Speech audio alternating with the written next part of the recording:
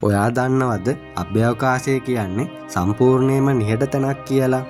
අභ්‍යවකාශයේ ශබ්දය ගමන් කරන්න වාතය නැති නිසායි එහෙම වෙලා තියෙන්නේ.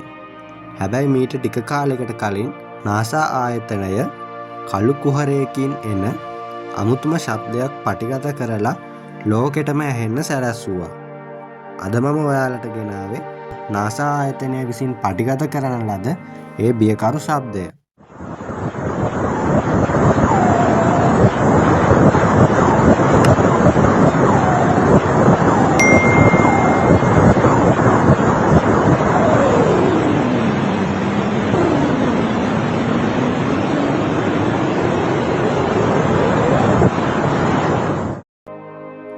අභ්‍යවකාශය කියන්නේ අපි හිතනවට වඩා ගොඩක් අමුතු තැනක්.